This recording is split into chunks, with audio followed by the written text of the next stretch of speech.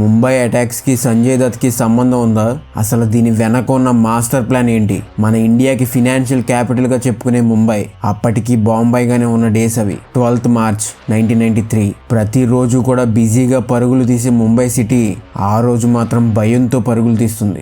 ఉర్లీలో ఉన్న century Bazar time afternoon 3:30 అవుతుంది. అబ్దుల్ గనీ ఇస్మాయిల్ అనే అతను ఒక బ్లూ కలర్ మహీంద్రా జీప్ లో ఆ ఏరియాలోకి ఎంటర్ అయ్యాడు. ఈ బిజీ స్ట్రీట్ లో జాగ్రత్తగా డ్రైవ్ చేస్తూ దగ్గరలో ఉన్న ఒక వైన్ షాప్ దగ్గర జీప్ ని పార్క్ చేసి అతను చాలా నార్మల్ గా బయటకు వచ్చేసాడు. దీన్ని అక్కడ ఉన్న వాళ్ళు ఎవ్వరు కూడా అంతగా పట్టించుకోలేదు. అయితే చుట్టూ జనం. కరెక్ట్ గా 3 PM కి ఒక బస్ ఈ స్ట్రీట్ లో ఉన్న జీప్ దగ్గరగా ఉండగా ఒక్కసారిగా పెద్ద సౌండ్. అదే స్ట్రీట్ లో సైడ్ నడుస్తూ ఉన్న ఒక 6 ఏళ్ల బాబుని వెనక్కి లాగడానికి వాళ్ళ మదర్ ట్రై చేసే లోపు ఆమె చెయ్యి కన్నా ముందే ఆ జీప్ నుండి వచ్చిన మంటలు ఆ బాబుని పట్టేసుకున్నాయి. బస్సులో ఇరుగ్గా నిల్చుని ఉన్న వాళ్ళందరి బాడీస్ కూడా గాల్లో ఎగురుతూ నేల మీద పడుతున్నాయి. ఎక్కడ చూసినా గానీ మంటలు ఆ ఏరియా మొత్తాన్ని తినేస్తున్నాయి. ఆ ఏరియా పైన మొత్తం కూడా ఇక్కడ నుండి వచ్చిన పొగ కమ్మేసింది. సుమారు 124 మంది అతి దారుణంగా చనిపోయారు. ప్రాణాలతో ఉన్న వాళ్ళు కూడా ఎలాంటి సిచ్యువేషన్ లో ఉన్నారు అంటే వాళ్ళ బాడీలో కొన్ని పార్ట్స్ మిస్ అయిపోయాయి. ఏడుస్తూ కాపాడమని అరుస్తున్నారు. ఆ ఆర్తనాదాల సౌండ్స్ మధ్యలో సైరన్స్ కూడా వినిపిస్తున్నాయి. అక్కడికి పోలీసులు అండ్ ఫైర్ డిపార్ట్మెంట్ వచ్చి అట్లీస్ట్ ప్రాణాలతో ఉన్న వాళ్ళని కాపాడడానికి ట్రై చేస్తున్నారు. కానీ ఈ కాపాడడానికి వచ్చిన వాళ్ళు కొంతమంది మాత్రమే ఉన్నారు. అదేంటి, ఇంత పెద్ద ఇన్సిడెంట్ జరిగితే కేవలం కొంతమంది మాత్రమే రావడం ఏంటి అంటే ఇది ఆ రోజు జరిగిన ఫస్ట్ ఇన్సిడెంట్ కాదు. ఆ ఒక్క రోజులో ముంబై మొత్తంలో ఉన్న 12 ప్లేసెస్ లో ఇలాగే ఒకదాని తర్వాత ఒక వెహికల్ పేలై బాంబే స్టాక్ ఎక్స్చేంజ్ దగ్గర నుండి సహార్ ఇంటర్నేషనల్ ఎయిర్పోర్ట్ వరకు కూడా కేవలం 2 గంటల టైం గ్యాప్ లో చాలా ప్లాన్డ్ గా జరిగాయి ఈ పేలుళ్ళు. సుమారు 257 మంది చనిపోయారు అండ్ 1400 మందికి పైగా చాలా సీరియస్ గా దెబ్బలు తగిలాయి. కొన్ని వందల కుటుంబాలు రోడ్డున పడ్డాయి. ఎయిదర్ వాళ్ళ ఫ్యామిలీలో కొంతమంది చనిపోవడం వల్ల ఆర్ వాళ్ళ జీవనాధారాలు పేలిపోవడం వల్ల. చాలా మంది పిల్లలు అనాథలైపోయారు. ముంబై మొత్తం కూడా అల్లకల్లోలం అయిపోయింది. ఎవరు ఈ అటాక్ ని ఇంత పర్ఫెక్ట్ గా ప్లాన్ చేసింది? ఎందుకని ముంబైని ఇంతలా టార్గెట్ చేశారు? దీనికి దావూద్ కి సంబంధం ఏంటి? దీని ఇన్వెస్టిగేషన్ ఎలా నడిచింది? ఎందుకని స్టేట్ సీఎం జరిగింది 12 చోట్ల అయితే 13 చోట్ల జరిగింది అని చెప్పి అబద్ధం చెప్పారు? ఇలాంటి ఇన్సిడెంట్ ఒకటి ప్లాన్ చేస్తున్నారు అని చెప్పి 3 days ముందే పోలీసులకి తెలిసినా కానీ ఎందుకని కాపాడలేకపోయారు? ఈ కేసులో సంజయ్ దత్ కి ఎందుకని 5 సంవత్సరాలు జైలు సెంటెన్స్ వేశారు? సల్మాన్ ఖాన్ ఎందుకని ఈ బ్లాస్ట్లకి కారణమైన వాడిని ఉరి తీయడం కరెక్ట్ కాదు అన్నాడు? ఎలా ఈ కేసుని ఇన్వెస్టిగేట్ చేసి దీనికన్నా పెద్ద ప్రమాదాన్ని పోలీసులు ఆపగలిగారు? ఇలా చాలా విషయాలు ఉన్నాయి ఈ వీడియోలో. సో మిస్ అవ్వకండి, ఎండ్ వరకు చూడండి. అండ్ ఒక చిన్న విషయం షేర్ చేసుకోవాలి. ఏంటంటే ఇలాంటి వీడియోస్ మంత్లీ కనీసం 2 చేస్తా అని చెప్పా కదా. అయితే ఇప్పుడు నుండి ఏంటంటే ఈ ఇన్సిడెంట్ 1993లో జరిగింది కదా, ఈ ఇయర్ నుండి స్టార్ట్ చేసి దీని తర్వాత జరిగిన ఇలాంటి మేజర్ ఇన్సిడెంట్స్ ని ఇయర్ వైజ్ ఒక సిరీస్ లా చేద్దాం అనుకుంటున్నా. Already Pulwama and Kandahar videos చేసేసాం. సో అవి కాకుండా మిగతావి సిరీస్ లా చేస్తా. Name disaster files. సో ఇది మన ఎపిసోడ్ 1 అనుకుందాం. ఒకవేళ ఇలా మీకు కావాలి అంటే కింద డిజాస్టర్ ఫైల్స్ అని కమెంట్ చేయండి. ఎక్కువ మంది అడిగితే ఇది కంటిన్యూ చేస్తా. అండ్ కొంచెం లైక్ చేసి షేర్ చేయండి. ఒకవేళ మన ఛానల్ ని కొత్తగా చూస్తుంటే సబ్స్క్రైబ్ చేసుకోండి. చూస్తున్నారు కానీ చాలా మంది సబ్స్క్రైబ్ చేయట్లేదు. త్వరగా 10K మైల్ స్టోన్ రీచ్ అవుదాం. ఇంకా లేట్ చేయకుండా లెట్స్ క్రాక్ ద కేస్. అది రాముడి జన్మస్థలమైన అయోధ్య. 1528లో ముఘల్ ఎంపరర్ బాబర్ ఈ రాముడి జన్మస్థలంలో ఉన్న గుడిని కూల్చి అక్కడ బాబరీ మసీదుని కట్టించాడు. చాలా ఇయర్స్ వరకు కూడా ఇది మొఘల్ ఎంపైర్ కి ఒక సింబల్ గా ఉంది. కానీ గొడవలు మాత్రం జరుగుతూనే ఉండేవి. అయితే కరెక్ట్ గా 1853లో బ్రిటిష్ వాళ్ళు ఈ ప్లేస్ ని 2గా డివైడ్ చేసి 2 కమ్యూనిటీస్ ని కూడా యూజ్ చేసుకోండి అని చెప్పారు. దీంతో గొడవలు ఇంకా పెరిగిపోయాయి. అయితే గొడవలన్నీ కూడా 1959లో రాముడి విగ్రహాలు బాబరీ మసీదులో పెట్టినప్పుడు ఒక సీరియస్ టర్న్ తీసుకున్నాయి. ఇండియాలో one of the main political centric problems లో ఇది ఒకటైంది. ఏంటి, ముంబైలో జరిగిన 12 బ్లాస్ట్ల గురించి చెప్తా అని చెప్పి అయోధ్య గురించి చెప్తున్నాడు అనుకుంటున్నారా? అక్కడ వరకు వెళ్ళడానికి మనం ఇటు నుండే వెళ్ళాలి. 1980s టైం వచ్చేసరికి ఈ రామ్ మందిర్ ఇష్యూ చాలా సీరియస్ అయిపోయింది. లాల్ కృష్ణ అద్వానీ గారు అండ్ మురళీమోహన్ జోషి గారు దీన్ని ముందుకు తీసుకెళ్లారు. అది 6th December 1992. ఒక్కసారిగా వేల మంది కార్ సేవక్ సిటీలోకి చేసి బాబరీ మసీద్ని ఇటుకతో పాటు పీకేశారు. దాంతో హిందూ ముస్లిం గొడవలు చాలా సీరియస్ అయిపోయాయి. అయోధ్య నుండి న్యూస్ ఇండియా మొత్తం స్ప్రెడ్ అయింది. అండ్ ఓవరాల్ ఇండియాలో 2000 నుండి 3000 మంది చనిపోయారు. అందులో సుమారు 900 నుండి 1000 మంది హిందూస్ ఉంటే 900 నుంచి 2000 మంది ముస్లిమ్స్ చనిపోయారు. ఇందులో మెజారిటీ ఎఫెక్ట్ అయిన సిటీస్ లో టాప్ ఉన్నది ముంబై. ఇక్కడ ఈ ఒక్క చోట్లోనే సుమారు 900 మంది చనిపోయారంట. అండ్ చాలా ఆస్తి నష్టం కూడా జరిగింది.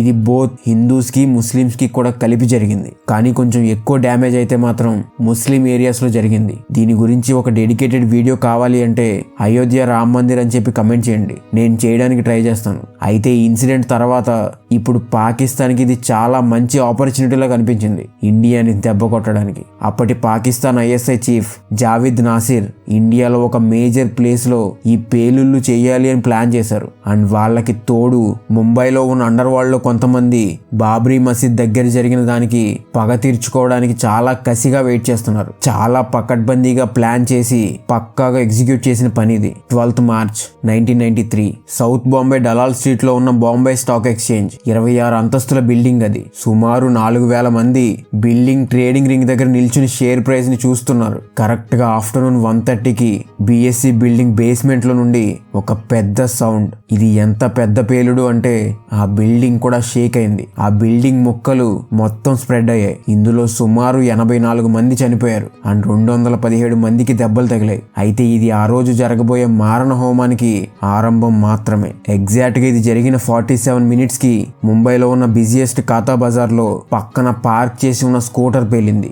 దాని వల్ల 5 చనిపోయారు. ఇంకో 13 నిమిషాలకి శివసేన భవన్ ని పేల్చాలి అని ప్లాన్ చేశారు. కానీ దగ్గరలో ఉన్న లక్కీ పెట్రోల్ పంప్ దగ్గర ఇంకో పేలుడు జరిగి 4 చనిపోయారు. ఇది జరిగిన 3 మినిట్స్ కి ఎయిర్ ఇండియా బిల్డింగ్ దగ్గరలో ఉన్న ఒక కార్ పేలింది. సుమారు 20 మంది చనిపోయారు. ఇంకో 7 నిమిషాల్లోనే ఫిషర్మెన్ కాలనీలో అండ్ వెంటనే ఇందాక ఇంట్రోలో చెప్పిన సెంచురీ బజార్ లో కూడా పేలుళ్లు జరిగాయి. అప్పటికి 6 ప్లేసెస్ లో ఇలాంటివి జరిగి ముంబై మొత్తం కూడా అల్లకల్లోలంగా మారిపోయింది. ఎవరికి ఏం జరుగుతుందో అర్థం కావట్లేదు. ఎక్కడికి వెళ్లి దాక్కోవాలో కూడా అర్థం కావట్లేదు. ముంబైలో ఉన్న ప్రతి ఒక్కరు కూడా నెక్స్ట్ ఇప్పుడు వీళ్ళు ఉన్న ఏరియాలోనే జరుగుద్దేమో అని భయంతో ఉన్నారు. కరెక్ట్ గా 3:05 PM కి జవీర్ బజార్ లో 17 మంది చనిపోయారు. 3:10 PM కి హోటల్ సీరాక్ లో ఉన్న ఒక సూట్ కేసు పేలింది. ఇది జరిగిన 7th మినిట్ లో ప్లాజా సినిమాలోని పార్కింగ్ లాట్ అండ్ నెక్స్ట్ జీహులోని సెంటర్ అండ్ ఎయిర్పోర్ట్ వల్ల సెంచురీ హోటల్ మాత్రమే కాదు, అప్పటి ముంబై ఇంటర్నేషనల్ ఎయిర్పోర్ట్ లో కూడా గ్రెనేడ్స్ ని వేశారు. దాంతో ఆ రోజు మొత్తం మీద 12 ప్లేసెస్ లో ఈ మారణ హోమం జరిగింది. మధ్యాహ్నం 1:30కి స్టార్ట్ అయ్యి కేవలం 2 గంటల 10 నిమిషాల్లో పరిగెత్తే ముంబై గుండెని ఆపేసింది. మొత్తం మీద 257 మంది చనిపోయారు. 1400 మంది హాస్పిటల్లో ఉన్నారు. ఇదే టైంలో అప్పటి మహారాష్ట్ర సీఎం శరద్ పవార్ గారు మొత్తం 13 ప్లేసెస్ లో జరిగింది అని చెప్పి ఆ 13వ ప్లేస్ బందర్ మసీద్ అని చెప్పారు. ఇది చేసింది శ్రీలంక LTTE వాళ్ళని కూడా అనౌన్స్ చేశారు. కాకపోతే ఈ 13th ప్లేస్ అండ్ ఈ LTTE వాళ్ళు చేశారు అనేది ఒక ఫేక్ న్యూస్. మరి సీఎం స్టేట్యూర్ లో ఉన్న ఆయన ఎందుకు అబద్ధం చెప్పారు అంటే దానికి రీజన్ పబ్లిక్ సేఫ్టీ. యాక్చువల్ గా ఈ 12 ప్లేసెస్ కూడా హిందూ మెజారిటీ ఉన్న ఏరియాస్. సో దీన్ని చూసిన ఎవరికైనా కానీ ఇది చేసింది పాకిస్తాన్ అని అండ్ టార్గెట్ చేసింది హిందూస్ ని అని అర్థమైపోతుంది. కాకపోతే ఇది గాని బయటకు వచ్చింది అంటే ఆల్రెడీ జరుగుతున్న హిందూ ముస్లిం గొడవలు ఇంకా చాలా పెరిగిపోయి ఇప్పుడు జరిగిన దానికన్నా కూడా ఎక్కువ జరిగే ఛాన్సెస్ ఉంది అని చెప్పి కావాలని ఆయనే 13th ప్లేస్ ని కూడా ఇంక్లూడ్ చేశాను అని చెప్పి రీసెంట్ గా 2016 లో చెప్పారు. యాక్చువల్ గా 1993లోనే కొన్ని మంత్స్ కి వచ్చి నేను మిస్టేక్ గా 13 అని చెప్పాను, సారీ అని చెప్పారు. బట్ 2016లో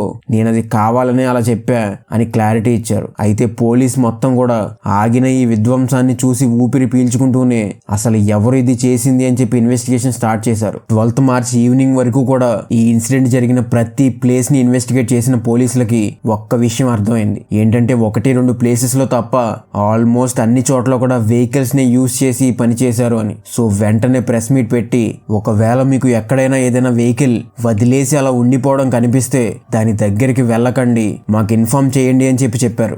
మార్చ్ 14న దాదర్ ఏరియాలో ఉన్న స్కూటర్ 2 days గా అక్కడే ఉంది అని తెలియడంతో బాంబ్ స్క్వాడ్ తో అక్కడికి వెళ్లిన పోలీసులకి అది RDX ఫిక్స్ చేసి ఉన్న వెహికల్ అని తెలిసింది. అండ్ యాక్చువల్లీ 12th ఇది కూడా పేలాలి, కానీ లక్కీగా దాదర్ ఏరియా సేవ్ అయింది. స్కూటర్ ని చెక్ చేస్తే దాని మీద ఎలాంటి నంబర్ ప్లేట్ కూడా లేదు. కొన్ని అవర్స్ లోనే పోలీసులకి ఉర్లీ ఏరియాలో పేలిపోయి ఉన్న వెహికల్ ది నంబర్ ప్లేట్ కనిపించింది. దాంతో ఇది ఎవరిది అని చూస్తే ఓనర్ నేమ్ రుబీనా మీమోన్. వెంటనే ఆమె అడ్రస్ కి వెళ్లి చూసిన పోలీసులకి తెలిసిన విషయం ఏంటంటే ఈ ఇల్లు ఎవరిదో కాదు, టైగర్ మీమోన్ గా పిలువబడే ముస్తాక్ అబ్దుల్ రజర్ మీమోన్ అనే ఒక స్మగ్లర్ది అని. ఈ ఇన్సిడెంట్ జరగడానికి ఫ్యూ డేస్ ముందే ఈ మీమోన్ ఫ్యామిలీ మొత్తం కూడా ఎస్కేప్ అయిపోయారు. అండ్ వాళ్ళ ఇంట్లో చాలా వెపన్స్ కూడా దొరికాయి. అండ్ అందులో కొన్ని అయితే నోబుల్ ఇండస్ట్రీస్ అని రాసి ఉన్న బాక్సెస్ లో దొరికాయి. దాంతో ఈ మీమోన్ ఫ్యామిలీకి అండ్ ఈ ఇన్సిడెంట్ కి చాలా డీప్ కనెక్షన్ ఉంది అని అర్థమైన పోలీసులు ఇల్లు మొత్తం కూడా వెతికితే వాళ్ళకి దాదర్ ఏరియాలో ఉన్న స్కూటర్ కీస్ కూడా దొరికాయి. సో ఆల్మోస్ట్ వీళ్ళ ఇన్వాల్వ్మెంట్ కన్ఫర్మ్ అయింది. ఈ నోబుల్ ఇండస్ట్రీస్ ఏంటిది అంటే పాకిస్తాన్ లో పేలుడు పదార్థాలు అండ్ ఆయుధాలు తయారు చేసే ఒక కంపెనీ. దాంతో ఒక రఫ్ ఐడియా అయితే వచ్చింది, ఈ మెటీరియల్ అంతా కూడా పాకిస్తాన్ నుండి ఈ మీమన్ వాళ్ళ దగ్గరికి వచ్చింది అని. అండ్ వీళ్ళు దాన్ని బయటికి పంపించారు అని చెప్పి వెంటనే ఈ మీమన్ వాళ్ళతో కనెక్షన్ ఉన్న అందరినీ కూడా పట్టుకొచ్చేశారు పోలీసులు. ఇందులో ఒకరు టైగర్ మీమన్ మేనేజర్ అయిన అస్గర్. ఇతనే ప్లాజా థియేటర్ లో వెహికల్ ని పార్క్ చేశాను కూడా ఒప్పుకున్నాడు. ఇంకా నిజాల కోసం పోలీసులు వాళ్ళ స్టైల్ ని వాడాల్సి వచ్చింది. అప్పుడు ఇతను మొత్తం ప్లాన్ ని పోలీసులకి డీటెయిల్ గా చెప్పాడు. అండ్ ఇందులో ఇన్వాల్వ్ అయిన ప్రతి ఒక్కరి నేమ్స్ కూడా బయటకు వచ్చాయి. డిసెంబర్ లో అయోధ్య ఇన్సిడెంట్ తర్వాత జరిగిన గొడవల్లో ఈ టైగర్ మీమన్ ఆఫీస్ కూడా తగలబడిపోయింది. దాంతో చాలా కోపంగా ఉన్న టైగర్ దావూద్ తో మాట్లాడాడు. అప్పటికి ఇండియా వదిలి దుబాయ్ పారిపోయిన దావూద్ అయోధ్య ఇన్సిడెంట్ కి పగ తీర్చుకోవడానికి చూశాడు. ఇదే టైంలో వీటిని చాలా క్లోజ్ గా అబ్జర్వ్ చేస్తున్న పాకిస్తాన్ ఐఎస్ఐ చీఫ్ జావేద్ కూడా వీళ్ళందరితో కలిపి ఒక మీటింగ్ అరేంజ్ చేశాడు, అది కూడా దుబాయ్ లో. ఆ మీటింగ్ లో tiger Memon, Dawood and Dawood brother Anees and Mustafa and ఇంకా కొంతమంది అరబ్ నోబుల్స్ కూడా కలిసి ఈ ప్లాన్ ఆలోచించారు. ఎలా దెబ్బ కొట్టాలి అని చూస్తున్న గుంటనక్కలు అన్ని కూడా ఒక ప్లేస్ లో చేరాయి. పాకిస్తాన్ కి ఇండియాని దెబ్బ కొట్టడం కావాలి, దావూద్ కి ఇండియా నుండి ప్రొటెక్షన్ కావాలి, టైగర్ మీమన్ కి ప్రతీకారం కావాలి. సో వీళ్ళ ముగ్గురు కూడా ఇప్పుడు ఒక ఆఫర్ ని ముందుకు తీసుకొచ్చారు. దావూద్ కి కావాల్సిన ప్రొటెక్షన్ పాకిస్తాన్ లో జావేద్ ఇప్పిస్తాడు అని. అండ్ ఈ ప్లాన్ కి కావాల్సిన మెటీరియల్ ని పాకిస్తాన్ నుండి దావూద్ అండ్ టైగర్ కలిసి ముంబై చేర్చి పర్ఫెక్ట్ గా ప్లాన్ ని ఎగ్జిక్యూట్ చేయాలి అని చెప్పి. ఇది మొత్తానికి కూడా మనీ కావాలి కదా, అది అరేంజ్ చేసే బాధ్యత టైగర్ మీమన్ బ్రదర్ యాకూబ్ తీసుకున్నాడు. ప్లాన్ ప్రకారం ఫస్ట్ కన్సైన్మెంట్ గుజరాత్ లో తీసుకున్నారు. సెకండ్ అండ్ థర్డ్ కన్సైన్మెంట్ ని స్వయంగా టైగరే వెళ్లి రాయ్గర్ లో కలెక్ట్ చేసుకుని ముంబై తీసుకొచ్చాడు. అండ్ అలా తీసుకురావడానికి చాలా మంది కస్టమ్స్ ఆఫీసర్స్ ని కూడా కొనేశారు. కావాల్సిన మెటీరియల్ మొత్తం కూడా ఫెబ్ 8 కల్లా ముంబై వచ్చేసింది. అండ్ యాక్చువల్లీ ఏంటంటే ఈ ప్లాన్ జనవరిలోనే కంప్లీట్ చేద్దాం అనుకున్నారు, కానీ మెటీరియల్ లేక ఆగాల్సి వచ్చింది. అయితే ఫెబ్ మంత్ లోనే టైగర్ కి నమ్మకస్తులైన వాళ్ళని 19 మందిని ఇండియా నుండి దుబాయ్ పంపి అక్కడ నుండి పాకిస్తాన్ పంపించి అక్కడ వాళ్ళకి ట్రైనింగ్ ఇప్పించారు. ఎలా ఈ ఆర్డిఎక్స్ ని యూజ్ చేయాలి, గ్రెనేడ్స్ ని ఎలా విసరాలి అని చెప్పి. వాళ్ళ నేమ్స్ ఇక్కడ డిస్ప్లే చేస్తా చూడండి. ఎందుకు దుబాయ్ నుండి పాకిస్తాన్ అంటే వాళ్ళ పాస్పోర్ట్ మీద డైరెక్ట్ గా పాకిస్తాన్ స్టాంప్ పడకుండా ఉండడం కోసం. సో అలా ఉంటే మన పోలీసులకి డౌట్ రాదు అనుకున్నారు. అందరూ కూడా ట్రైనింగ్ అయిన తర్వాత మార్చ్ 4th ముంబై రీచ్ అయ్యారు. అండ్ రాగానే ఏ ప్లేసెస్ లో పెట్టాలి అని చెప్పి టైగర్ వాళ్ళందరినీ కూడా తిరగమని చెప్పి పంపించాడు. అలా ఒక ప్లేసెస్ లిస్ట్ ని అరేంజ్ చేసుకున్నారు. అండ్ యాక్చువల్లీ వాళ్ళు ఇది చేయాలి అనుకున్న సెకండ్ డేట్ ఏంటంటే ఛత్రపతి శివాజీ మహారాజ్ చనిపోయిన రోజైన ఏప్రిల్ 3rd. ఆ రోజే ఎందుకు అంటే ఎక్కువ మంది హిందూస్ బయట ఉంటారు, సో అప్పుడు ఎక్కువ మంది చనిపోతారని ప్లాన్. అయితే ఎగ్జాక్ట్ గా మార్చ్ 9th ఈ 19 మెంబర్స్ లో నుండి ఇద్దరు, గుల్ మహమ్మద్ అండ్ అలియా గులు అనే ఇద్దరు చాలా భయపడిపోయారు. ఎందుకు అంటే వాళ్ళు తీవ్రవాదులు కాదు, సాధారణ పర్సన్స్. ఆ గొడవల్లో ఆవేశంతో వీళ్ళు కూడా ఇన్వాల్వ్ అయ్యి పోలీస్ స్టేషన్లకు కూడా వెళ్లాల్సి వచ్చింది. సో ఆ కోపం మీద పగ కోసం వెళ్లారు, కానీ వాళ్ళకి ఇది చెయ్యాలి అని ఇంటెన్షన్ లేదు. అయితే ఇప్పుడు ఇది చేయడానికి భయపడి వెంటనే పోలీసులకు సరెండర్ అయిపోయి జరిగింది మొత్తం కూడా చెప్పేశారు. కానీ పోలీసులు ఇది నమ్మలేదు. ఏదో ప్యానిక్ క్రియేట్ చేయడానికి ఇలా చెప్తున్నాడేమో అనుకుని పెద్దగా పట్టించుకోలేదు. కానీ గుల్ అరెస్ట్ అయ్యాడు అని టైగర్ కి తెలియడంతో ఎక్కడ ప్లాన్ ఫెయిల్ అయిపోతుందేమో అని వెంటనే వితిన్ 3 days లో ప్లాన్ ఎగ్జిక్యూట్ అయిపోవాలని చెప్పి ఆర్డర్స్ పాస్ చేశాడు. అతని ఫ్యామిలీ మొత్తాన్ని దుబాయ్ పంపేసి వెహికల్స్ కూడా ఇంకా అప్పటికప్పుడు బయట నుండి మేనేజ్ చేయలేక ఓన్ వెహికల్స్ ని కూడా యూజ్ చేయాల్సి వచ్చింది. అలా 12th మార్చిన అనుకున్న 14 ప్లేసెస్ లో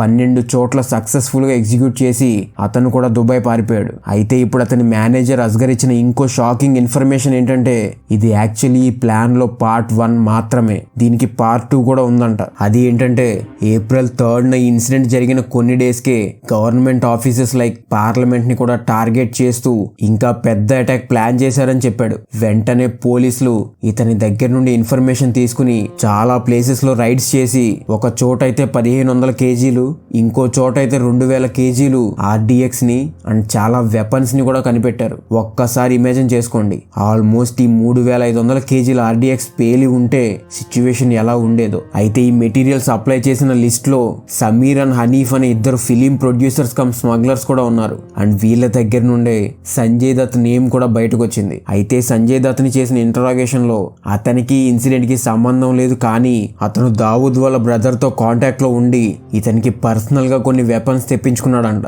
అండ్ ఈ వెపన్స్ కూడా ఈ కన్సైన్మెంట్స్ లో పార్ట్ గానే వచ్చాయంట. ఈ కేసులో ఇతను చాలా ఇయర్స్ కోర్టు చుట్టూ తిరిగాడు అండ్ 5 సంవత్సరాలు జైల్లో కూడా ఉన్నాడు. ఫైనల్ గా పోలీసులు ఈ కేసుతో ఇన్వాల్వ్ అయిన 189 మందిని అరెస్ట్ చేసి అందరి మీద కూడా టాడా కేసు పెట్టి కోర్టుకు అప్పగించారు. ఇందులో 26 మందిని ఇన్నోసెంట్ అని వదిలేశారు. మిగతా వాళ్ళలో టైగర్ బ్రదర్, ఈ ఇన్సిడెంట్ కి ఫినాన్స్ చేసిన యాకూబ్ కూడా ఉన్నాడు. అయితే Dawood, Anees and tiger mammon తప్ప ఆల్మోస్ట్ అందరూ కూడా దొరికేశారు, ఇంక్లూడింగ్ కస్టమ్స్ ఆఫీసర్స్. అయితే ఈ కేసు కోర్టులో 14 సంవత్సరాలు నడిచాక కోర్టు అరెస్ట్ అయిన వాళ్ళలో 100 మంది ఇందులో ఇన్వాల్వ్ అయ్యారు అని చెప్పి వాళ్ళకి జైలు సెంటెన్స్ వేసింది. అండ్ అందులో 11 మందికి మాత్రం ఉరి శిక్ష వేసింది. అందులో ఈ యాకూబ్ మీమన్ కూడా ఒకడు. కానీ వాళ్ళు సుప్రీం కోర్టుకు వెళ్లారు. అక్కడ యాకూబ్ కి మాత్రం ఉరి శిక్ష వేయాల్సిందే అని చెప్పి ఆ మిగతా 10 మందికి మాత్రం దాన్ని లైఫ్ సెంటెన్స్ గా మార్చింది. యాకూబ్ మీమన్ 2 సార్లు మెర్సీ పిటిషన్ కూడా ఫైల్ చేశాడు, కానీ రిజెక్ట్ చేశారు ప్రెసిడెంట్. అయితే కొంతమంది మాత్రం యాకూబ్ ని ఉరి తీయడం ఎందుకు, అందరిలా అతనికి కూడా లైఫ్ వేయొచ్చు కదా అని అడిగారు. అండ్ అడిగిన వాళ్ళల్లో మన సల్మాన్ ఖాన్ కూడా ఉన్నారు. బట్ చాలా గొడవలు అయ్యాక ఆయన ట్వీట్ ని డిలీట్ చేశాడు. యాక్చువల్లీ సల్మాన్ ఖాన్ జింక కేసు మీద మన ఛానల్లో వీడియో ఉంది, ఒకసారి టైం ఉంటే చూడండి. అయితే ఫైనల్ గా 2015 జూలై 30న అతన్ని ఉరి తీశారు. కోఇన్సిడెంటల్లీ ఇదే అతని బర్త్డే కూడా. అయితే ఇప్పటికీ కూడా ఈ దావూద్ అండ్ టైగర్ మనకి దొరకలేదు. పాకిస్తాన్ వాళ్ళకి షెల్టర్ ఇస్తుంది. ఇలా ఒక రివెంజ్ లా ప్లాన్ చేసిన ఇన్సిడెంట్ ఇంతమంది ప్రాణాలు తీసుకుంది. అయితే ఇక్కడ మ్యాటర్ ఏంటంటే వాళ్ళు టార్గెట్ చేసింది హిందూస్ ఉండే ఏరియాస్ నే, కానీ అదే ఏరియాస్ లో ముస్లిమ్స్ కూడా కొంతమంది ఉంటారు. అండ్ ఈ బ్లాస్ట్లో సుమారు 20 నుంచి 45 మంది ముస్లిమ్స్ కూడా చనిపోయారని కొన్ని రిపోర్ట్స్ చెప్తున్నాయి. ఈ తీవ్రవాదులకు ఏంటంటే రివెంజ్ మాత్రమే ముఖ్యం. ఆ ప్రాసెస్ లో ఎవ్వరు చనిపోయినా కానీ వాళ్ళకి ఎలాంటి బాధ ఉండదు. అందుకే ఆ టైంలో ముస్లిమ్స్ కూడా ఈ దావూద్ కి అగెనిస్ట్ అయిపోయారు. అండ్ ఈ డి కంపెనీ కూడా ఈ టైంలోనే 2గా డివైడ్ అయిపోయింది. అండ్ నా దృష్టిలో ఏంటంటే వాళ్ళు చేసింది మతం కోసం కాదు, కేవలం వాళ్ళ ఈగోస్ ని సాటిస్ఫై చేసుకోవడం కోసం మాత్రమే. మీరేమనుకుంటున్నారు దీని గురించి కమెంట్స్ లో చెప్పండి, డిస్కస్ చేద్దాం. అండ్ ఈ సిరీస్ కంటిన్యూ చేయాలో లేదో కూడా చెప్పండి. వీడియోని ఇక్కడ వరకు చూశారు అంటే మీకు నచ్చిందని అనుకుంటున్నా. సబ్స్క్రైబ్ చేస్తారని కోరుకుంటున్నా. అండ్ లైక్ చేసి కమెంట్ చేయడం మర్చిపోకండి. మీ సపోర్ట్ కి చాలా చాలా థ్యాంక్స్. ప్రతి ఒక్కరు కూడా ఇది మన ఛానల్ అనుకుని సపోర్ట్ చేస్తున్నారు. Thanks for the love. And మీకు దగ్గరగా ఉండడానికి ఫస్ట్ వచ్చే 100 కమెంట్స్ కి ఖచ్చితంగా రిప్లై ఇస్తా. సో వెంటనే కమెంట్ చేసేయండి. అండ్ ఈ కేస్ కి సంబంధించిన ఒరిజినల్ ఇమేజెస్ అండ్ ఇక్కడ పెట్టకూడని లింక్స్ ఏమైనా ఉంటే అవి మన టెలిగ్రామ్ ఛానల్లో పెడతా. సో దాని లింక్ ని కింద డిస్క్రిప్షన్ లో మెన్షన్ చేస్తా, చెక్ చేసి జాయిన్ అవ్వండి. అండ్ ఒకవేళ మీకు స్టాక్ మార్కెట్ అంటే ఇంట్రెస్ట్ ఉండి నేర్చుకోవాలి అనుకుంటే నేను స్టాక్ మార్కెట్ మీద బుక్స్ రాశాను. అవి అమెజాన్ లో ఈ book and physical book formats లో అవైలబుల్ గా ఉన్నాయి. లింక్స్ కింద కమెంట్స్ లో పిన్ చేసి పెట్టా, చెక్ చేసి నీడ్ ఉన్న వాళ్ళు తీసుకోండి. అండ్ ఇలాంటి వీడియోస్ నచ్చితే మన ఛానల్లో ఇంకా ఉన్నాయి, ఒక లుక్ వేయండి. మళ్ళీ కలుద్దాం ఇంకో కేసుతో.